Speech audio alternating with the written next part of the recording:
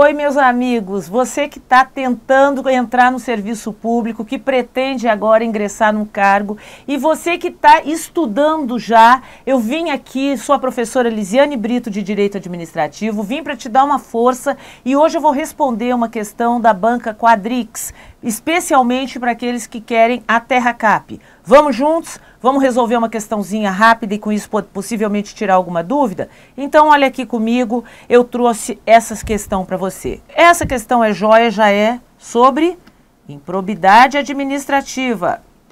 A Lei 8429 de 92 regulamenta o artigo 37, parágrafo 6º da Constituição. Desculpa, parágrafo 4º da Constituição. Olha só. Cheguei na questão e diz assim, em consonância com a Lei 8429 de 92, assinale a alternativa correta. Somente constitui ato de improbidade administrativa uma ação ou omissão que causa lesão ao patrimônio público. Meus amigos, olha uma coisa aqui comigo.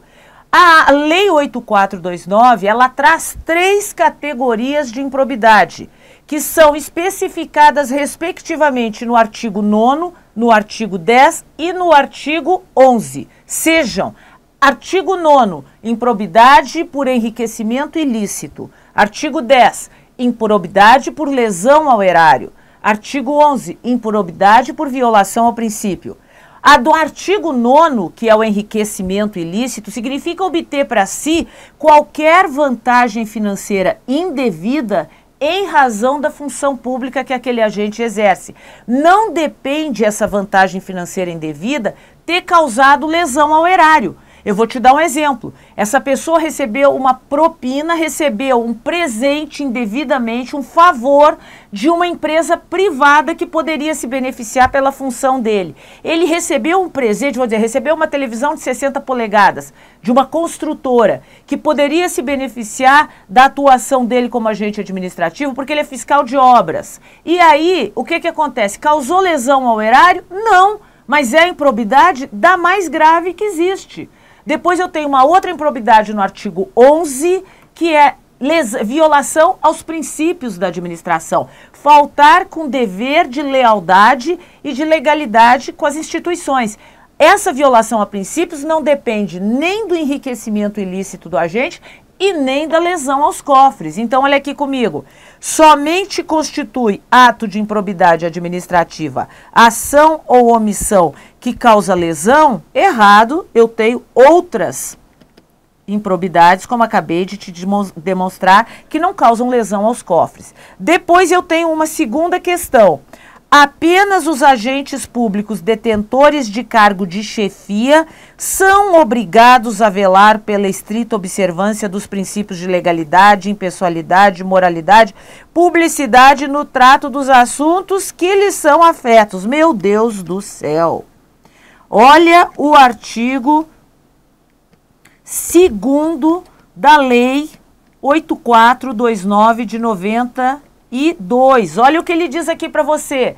Os atos de improbidade praticados por agentes públicos, servidores ou não, serão punidos na forma dessa lei. Artigo 2º.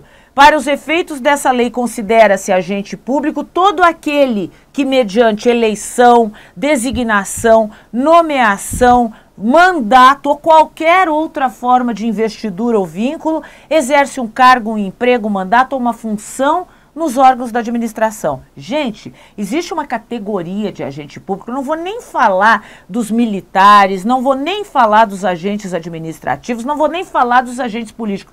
Existem os particulares em colaboração com o poder público, que sequer têm um cargo ou um emprego na administração e também podem configurar ilegalidade. Aqui está dizendo que só agente público detentor de cargo de chefia é obrigado a velar pela estrita observância dos princípios de legalidade, impessoalidade e tal. E os outros agentes públicos? E os agentes administrativos que não têm cargo de chefia? E os órgãos subordinados da administração pública, os subalternos, eles não precisam respeitar os princípios da legalidade? Absurdamente errada essa questão, vamos passar para frente. A questão C diz assim, a posse e o exercício de um agente público não estão condicionados à apresentação de bens e valores que compõem o seu patrimônio privado. Gente, olha a dica aqui. O artigo 13 da Lei 8429 é um artigo que as pessoas nem às vezes passam por ele.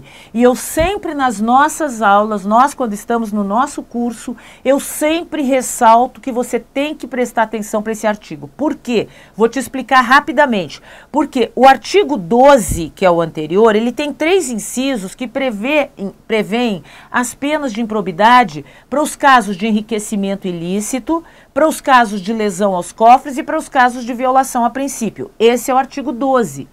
Tá? Então, os artigos 9, 10 e 11 são penalizados com penas previstas no 12, mas eu tenho o artigo 13. E o artigo 13, ele é especificamente para isso que está falando aqui. É para a declaração de bens e ele tem uma pena seríssima. Olha o que ele diz.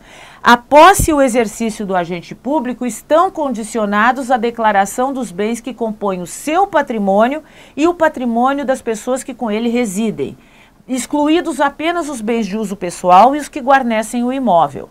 E depois ele diz que o agente público deverá manter a sua declaração. Ele deve entregar no momento da posse e mantê-la atualizada, quer dizer, todo ano, quando ele faz a declaração de renda, ele manda uma cópia para a administração.